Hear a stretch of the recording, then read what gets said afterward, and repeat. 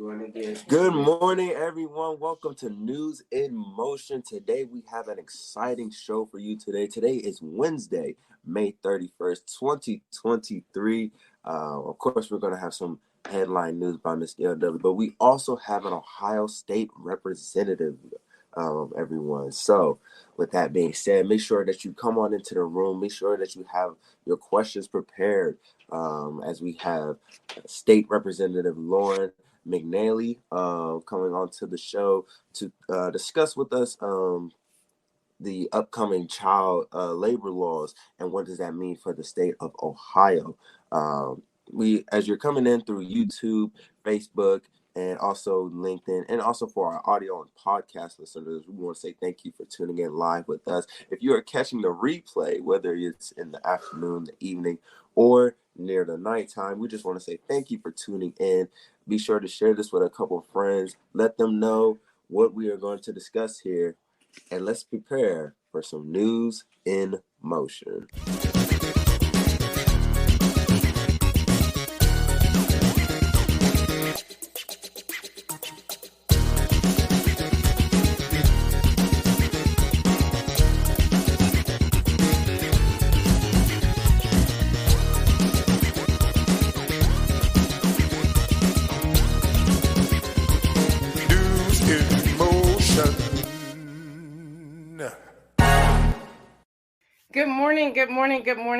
Good morning, everyone. Today is Wednesday. It is May the 31st. I am your host, Gail Dudley, and we have a lot of news that is coming your way this morning. As I shared with you all last week, I have been digging into this child labor law, and I'm so excited to have great friends in Ohio, Miss Yayla, who connected me with her boss, State Representative Lauren McNally. So I'm so excited about that. But before we get there, let me see who's hanging out with us. I see you, Marion Jackson. Sardinia is in the room. Adrian's over there on YouTube. And we have Mike Nicholson. What's up? We have Stephanie Burbridge Hall, Fred Jones, Shirley Nicholson, Deborah Johnson, Regina Shorts, Louis Pryor III, Don Yale, and so many more. We need y'all to hit that algorithm, hit that button to get that algorithm going. I see Kim Edmondson jumping in here as well. We have so much to talk about, but I'm so excited. Y'all know I try to bring you as much news as possible, but when I know I need an expert in the field, I have to go out and find me an expert, and I have one for all of you today. I see you, Lori Williams-Wallace, in here as well. As you know, Facebook is messing up our algorithm, so we need y'all to hit those icons to get our algorithm going once again, to get things moving. So with that, as you are coming in, make sure you are sharing this, but I want to know how you're doing.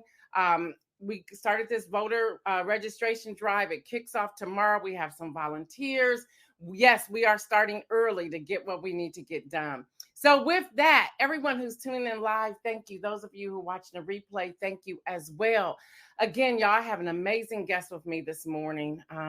Her name is State Representative Lauren McNally. She is practical and selfless leader representing Ohio's 59th district, which includes parts of Mahoney and Columbiana counties. The district also includes a substantial amount of the city of Youngstown, where Representative McNally served as the 5th Ward Councilwoman from 2016 to 2022, concentrating on economic development, neighborhood improvements, and infrastructure investment. She is a graduate of Ursuline High School and continued her education at The Ohio State University and Miami University, earning degrees in political science and journalism. She has worked around the country as a journalist for various local NPR stations and offer print media outlets as well. Other print media outlets, as well as various consulting firms as a marketing specialist. Alongside her family, Representative McNally is often quick to step up and give her time generously to lighten the load and enrich the lives of others. She's married to Breen McNally, and she's a mother of 4. She's active in her community, having served on several community boards, including the American Red Cross and Women's Junior League of Youngstown. Representative McNally family values stem from a long sense of duty and a legacy of service to others. Her grandfathers were both World War II, say that real fast, y'all, veterans. Her maternal grandfather is a famed longtime principal and legendary high school football coach at Ursuline High School, Tom Carey. while her parental grandfather was a longtime union mill worker and Romanian native who helped several other immigrants to the United States. Representative McNally knows firsthand how educators and good union wages and benefits can strengthen communities. Yes, I read all of that. I missed about a paragraph. We're going to put the link up. I think Isaiah has a link in the banner. We're going to put a link up where you can get all this information. But I needed to read that much because it's important. So with that, I want to bring in Ohio State Representative Lauren McNally. Come on in the room. Come on in the room. If we can get a good morning. Hi, good morning. Thank you so much for having me. Absolutely. I'm so excited and so grateful that Miss Sheila was able to connect us so I could get you on here to talk about this. Last week, I started seeing alerts. You know, as a journalist, we get all these alerts that come in. So the Associated Press recently released a story about relaxing child labor laws. And that just set something off on the inside of me. I was like, what? So I started digging into it. And here was their quote. It said lawmakers in several states are embracing legislation to let children work in more hazardous occupations for more hours on school nights and in expanded roles, including serving alcohol in bars and restaurants as young as 14. That set off human trafficking for me. That set off some other things of harassment and so much more. And then it goes on to say, and I'm still quoting, the efforts to significantly roll back labor rules are largely led by Republican lawmakers to address worker shortages. And this law has been proposed, loosening child labor laws in at least 10 states over the past 2 years. But I saw Wisconsin, Ohio, and Iowa are actively considering this law now. And they're blaming COVID, okay, as a work shortage. And then the decrease in legal immigration and other factors. But then it said here with Ohio, it said the Ohio legislator is on track to pass a bill allowing students ages 14 and 15 to work until 9 p.m. during the school year with their parents' permission. That's later than federal law allows. So a companion measure asked the U.S. Congress to amend its own laws. Now, I have so many questions, but my first question to you is, yes, like I have so many questions. How can we help stop this bill from progressing? And what are your thoughts on this bill? It makes me unbelievably sad to see bills like this moving forward. And moving forward, they are. This bill has passed our Senate. It has passed out of committee in the House. It is ready for a floor vote at any minute. It is imperative that people reach out to their state representatives and tell them that this is a bad bill. And why is this a bad bill? Because it's not taking into consideration the actual child, the child at the end of this bill. Lots of times we write legislation without thinking about the human that's going to be affected at the end of the bill. And if you go and listen to the testimony that was had in committee about this, not one person spoke from the child's perspective about this bill when they were speaking in favor of it. Who was speaking in favor of it? The Restaurant Association, the Chamber of Commerce's, the business people. It was all business all the time. Profit over people. I was getting ready to say that. That's it. Mm-hmm. And this is just another example of that. And instead of saying, okay, we have a workforce shortage or a workforce issue, how can we address that with adults? We're saying, let's solve it with children. That's 100-year-old antiquated statement. That is putting us backwards instead of forwards. And especially at the time, violations to our current child labor laws are up almost 40% in the last year alone. Wow. You know, one thing I thought about immediately, and I'm sorry I have to go here, again, human trafficking. I thought about older men or older women in the bars. What type of dress would the students have to wear? How can their parents even sign off on things like this? And then here was one of my major questions, and maybe you can speak to this if you don't mind. How did we not see this bill coming?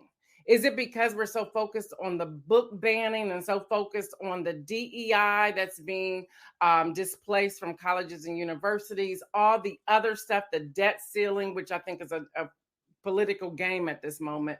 We're missing this. I think so many people are focused on the general elections or the election, and then after that, it's like no participation. But I keep saying here on News in Motion, we must stay the course. We must continue to see what's happening, go to town hall meetings, writing our representatives. We had a workshop a couple of Wednesdays ago, right here, Morning News in Motion, on how to write your representatives, what you should say, give some bullet points, how to send that email.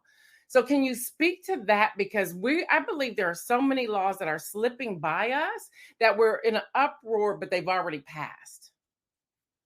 You're absolutely right. And it's on purpose. It's on purpose that bills like this are being crammed in at a time when there's so many other things happening. That this bill passed the Senate at a time that the budget was happening, at a time that SJR 2, the 60% constitutional amendment stuff was happening, and the special election in August, at a time when the transgender bill was going on, and the dissolving of our state school board bill is happening. So they're putting all this stuff on at the exact same time, hoping that some things will just fall through the cracks of people noticing. And this child labor bill happened to be one of them.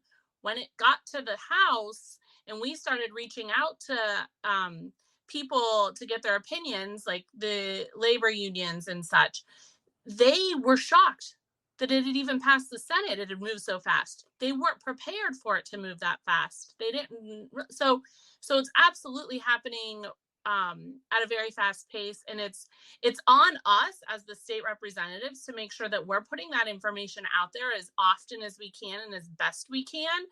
But then it's on our constituents to absorb that information and decide how they feel about it and do something about it, whichever way they feel about it. Right.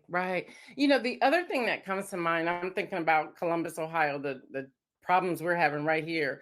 We have shootings. We have a lot of gun violence. We had, 45 Kia cars that were stolen this past weekend. So if we're opening this up to our young people, ages 14 and 15, will this increase theft? Will this increase violence? Will it increase guns on the streets? I don't know, but these are, again, my connections. And the other thing that I was thinking about, students' grades are decreasing since COVID. So if they're now out until 9 p.m. working at a bar, working at other hazardous occupations, what about their schoolwork? Are we now saying that education is not as important as making sure these businesses are at capacity with employees? I'm concerned and confused at the same time, if I can be honest with you.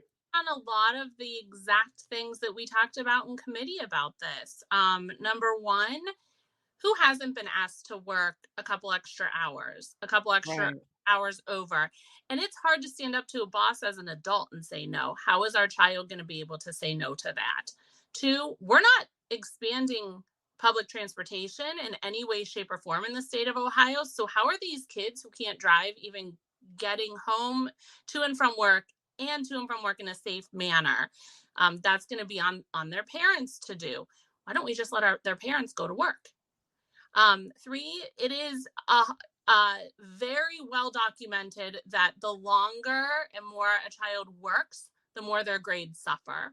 And those statistics are prevalent, and you can see the direct correlation between that. And so all of the money that we are going to put into the education system here and the mental health system for children here is going to be flushed right down the drain with something like this. And we can't say we're prioritizing kids from an education standpoint or a mental health standpoint and then do this that completely jeopardizes their actual education and well-being.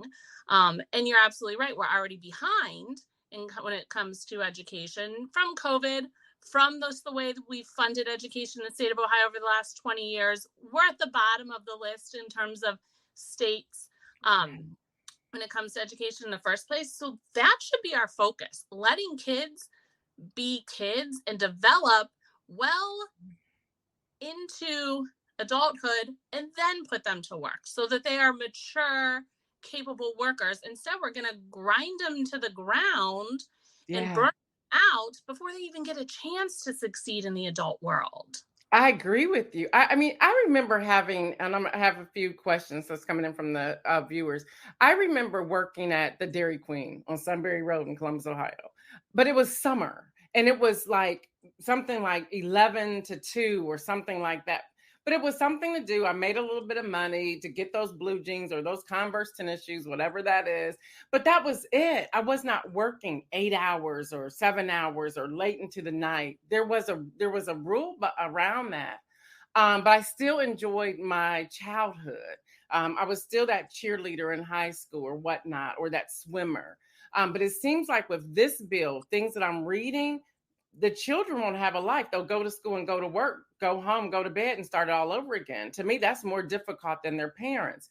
We have Fred Jones who said, could this bill be a way to avoid raising the minimum wage for adults? 100%. It is backed by the Restaurant Association, written by the Restaurant Association, and they are one of the top people who are against minimum wage.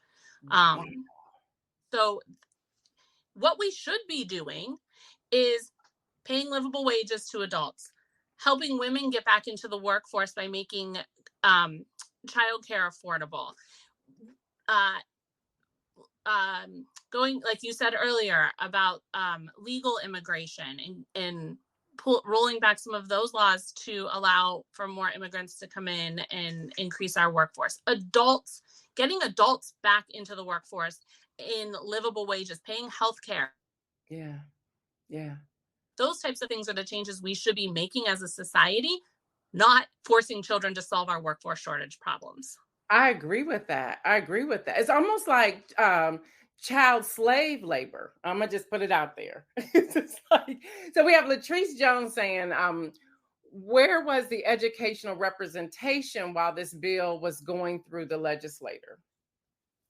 Was the educational representation? What is that? I'm not sure what that question means. From the education. Probably somebody from education, from the school districts and so forth to go and testify. Yeah.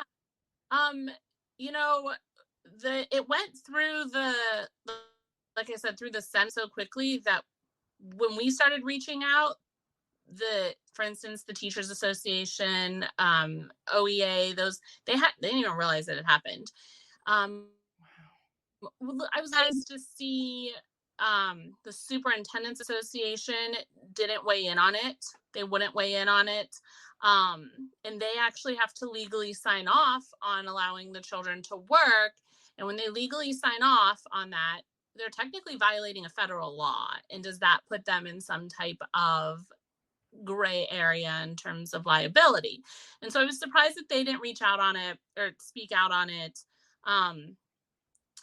Everybody that we talked to from the child's perspective, the Children's Defense Fund, mental health organization, they were all mortified by this bill. There was nobody who spoke in favor of it from any of those groups, any of the education groups, any of the mental health groups. Nobody came out in favor of it. And nobody came and spoke, like I said earlier, from the perspective of a child when they were speaking about this bill as a proponent. They were simply speaking about it from the perspective of business. Wow. If I can ask this question, if you're able to answer it, who brought this bill forward? And why? What was the purpose of rushing this through? It was a Republican senator, and I can't think of his name off the top of my head, but it was clearly a priority bill on the Senate side because it is number 53, right? So it's very high up in the early on in the numbers, or 30. Sorry, Senate Bill 30. So definitely one of their top bills. The only argument He only came once to committee. We asked him to come back 2 other times to answer additional questions. He refused. He showed no evidence that the job shortage is actually between the hours of 7 and 9 that are in this, and that they're jobs that can be filled by children. So he didn't even show evidence that this bill would solve the problem he was claiming we needed solved. And the whole conversation was just simply around workforce shortage and how businesses keep adults and, livable wages and healthcare and all of those things. So we need to use the kids in order to just keep our doors open, especially if you're a small business. Right. Companies that we're seeing violate these laws over and over again are the large corporations. The McDonald's, they were just fined. Chipotle was just fined. Is the big corporation. So they're the ones who are going to benefit, but also harm our children. Right. And see, when I hear that, I immediately go as an advocate side. Let's not go to McDonald's. Let's not go to Chipotle. Let's not go to these companies who are willing to hire these children. The other thing that comes to my mind, I see a couple more questions in the chat. The other thing that comes to my mind is the fact that the people who are going to fill these positions are the marginalized communities, the oppressed communities, the poor communities, because they need the money to flow in to pay the bills. So those who are proposing these bills, their children aren't working. It's those who actually need the money, who we will see out here working. I still can't get beyond working at a bar at the age of 14 or 15. That one right there just is amazing to me. Marion Jackson, who's in the Lorain County area, says, will this law cause issues with federal funding? That's a really good question, and something that we brought up numerous times again in committee. What happens, because we're violating a federal law, and we're violating a federal law that specifically states if the state has a child labor law, whichever law protects the child more is the one that prevails. So the federal law is written in a way that it has the child at the center of it no matter what. And that's how it should be. So I see this being a foot in the door to a court case. And that court case becomes a foot in the door to starting to peel back our actual federal fair labor standards practices overall. And I think that's the ultimate pathway that they are trying to go. And I say that because when we offered amendments to this to protect the child a little bit more while still allowing this to happen, they wouldn't even consider them. And they were simple amendments, like having the teacher, requiring a teacher to report if a child is maybe falling asleep in school or falling behind on grades, having fines for a business who violates this be higher than what it currently is. So they were very simple, amendments, and they wouldn't even consider them. So that tells me right there that they're not thinking about the child at all in this faction. There's a different avenue they're trying to get into here. This is unbelievable. Is this why they say that, going back to the article in Associated Press, the federal law allows, so a companion measures ask the U.S. Congress to amend its own law. So the U.S. Congress must amend the law to move forward. Am I reading that correctly?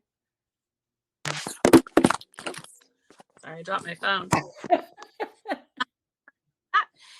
Yes. So this law in Ohio will effectively be moot. We cannot put it into play until Congress would change their laws. So we have some protection there.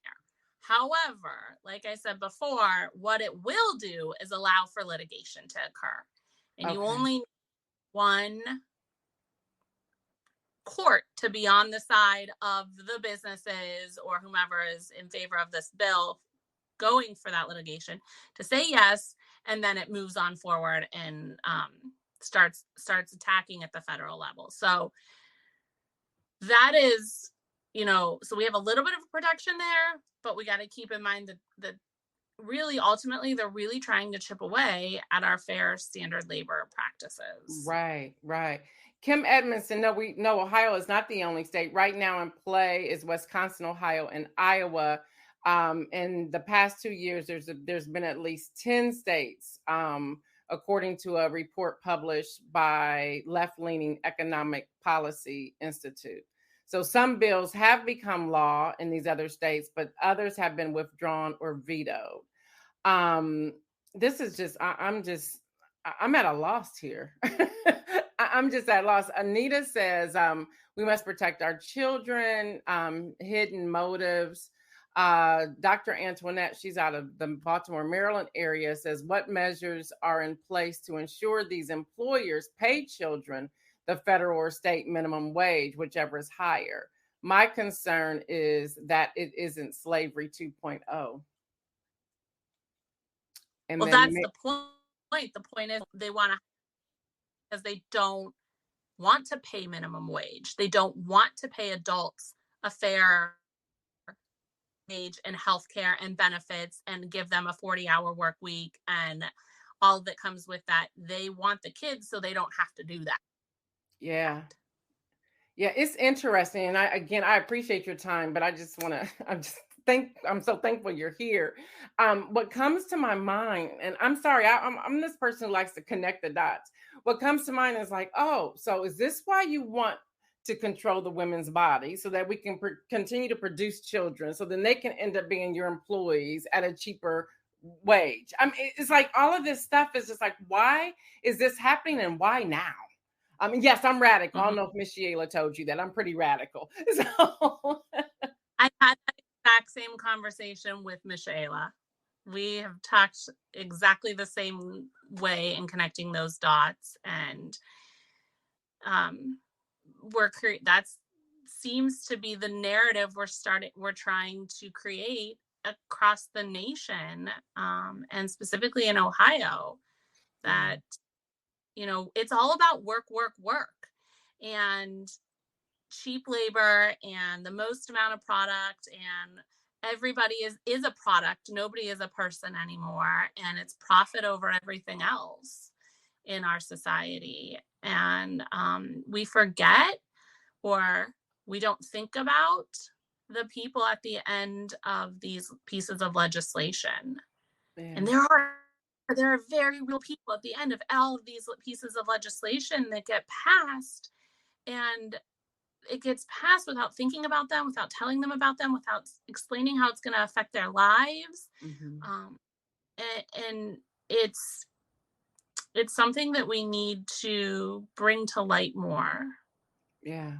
So Deborah says this is also troubling. If we let this go by without using our voice, who knows what will be next? So my final question to you, what's one thing we can do? What's that one call to action that we can do immediately to pay more attention, to stop this bill from passing here in Ohio and in other states? What's that one call to action? I'm going to give you two. One, okay. Just tell your neighbor. Tell one person today that this bill exists and is happening in Ohio. That's it. Spread that news. You're now aware of it. You need to be a messenger on it.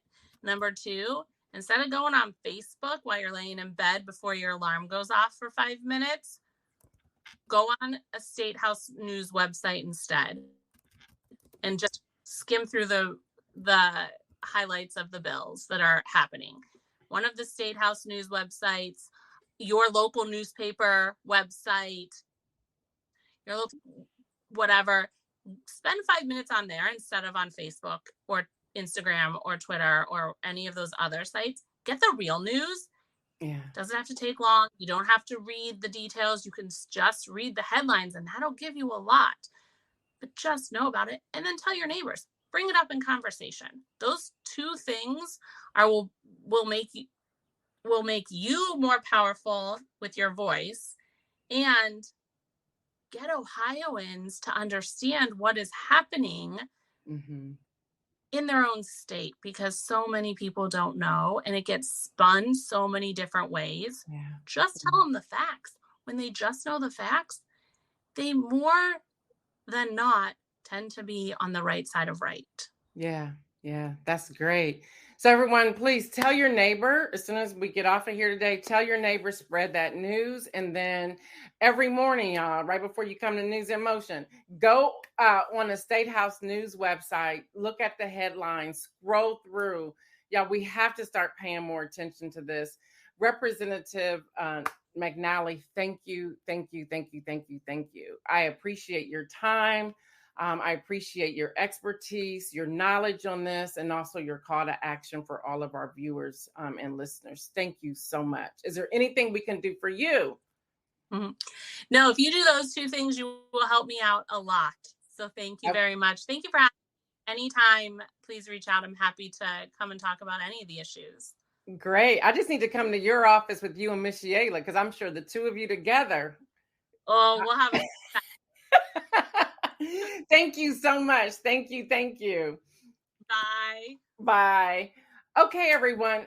You heard it right here on News in Motion. Yes, great question from Kim Edmondson. Right now, legislators in Wisconsin, Ohio, and Iowa are actively considering relaxing this child labor law to child labor laws, to address worker shortages, which are driving up wages and contributing to inflation. There have been 10 states over the past 2 years who have a couple of states did pass the bill. The bill did become law, while others were withdrawn or vetoed. But y'all, we have to pay attention to things like this.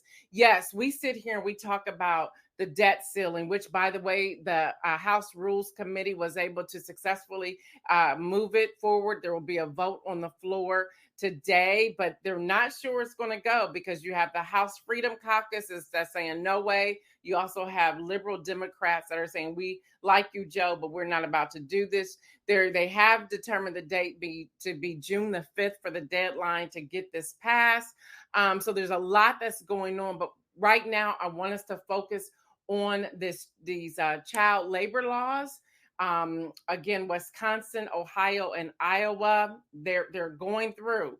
You heard what State Representative Lauren McNally shared here. So tell your neighbor, spread this news, especially everyone who has a child or a grandchild or they're a guardian of children. Share this news, and then go on a State House News website regularly just to see the headlines. That brings things to your attention. And then also, y'all, starting tomorrow, for those of you who did sign up saying you wanted to help volunteer, we will have all the information out to you by this weekend of how we're going to move forward to getting people registered to vote. With that, a quick inspirational message, and we are out of here today. Wasn't that a great Wednesday workshop? Yeah, we got all kinds of information. We have to keep watch.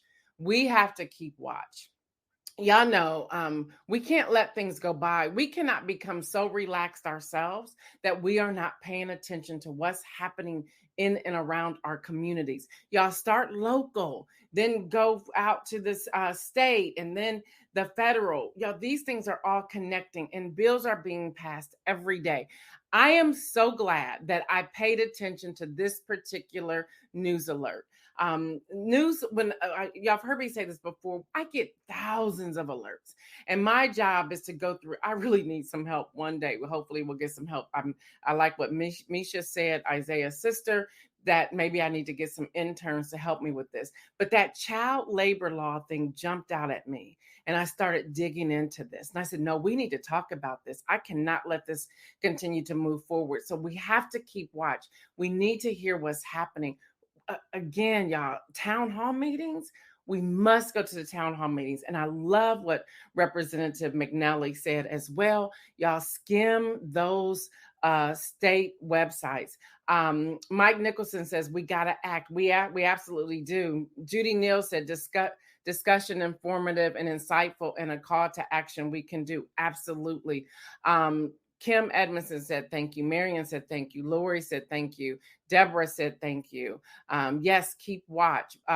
Boycott Cam Mitchell. Listen, Y'all, she named 2 places, McDonald's, who was in favor, and Chipotle. I'm sure she could have named more. Now, this is what we have to do. We have to stop wanting that food so bad that we will just keep pouring money into those companies, knowing that they have signed on to relaxing child labor laws. Seriously, y'all. We have to say, you know what, I'm gonna just cook. Some of that food isn't that good for you anyway. So we have to do something to make a difference. Stephanie Burbridge Hall said this was very informative. Marion Jackson said, absolutely great Wednesday workshop. Y'all, we want to continue to do our work here. This is what we do. And I'm so grateful again that my friend Miss Sheila, just a short, quick fun fact about Miss Sheila. She and I met when my daughter and I were first launching Ready Publication. This woman listened to me in like 5 minutes, and she helped me to move Ready Publication forward. Miss Sheila did. We won awards. My daughter won the Young Entrepreneurship Award. That's how we ended up at the White House with President Barack Obama. I mean, just things that we were doing. Miss Sheila is that person. And I'm glad to say that right here on News in Motion, that it was because of Miss Sheila that Ready Publication was able to do all the great things it has been doing. It's somewhat paused. As you know, we did do that special release last September on voting. That issue is still relevant. It's still out there. You can get it. But a thank you to Miss Sheila if she happens to be listening. So y'all, with that, this has been a special edition of News in Motion Wednesday workshop. Y'all know what I say. Be bold, stay safe. I said that all wrong. Stay safe and make some bold moves. I'm out.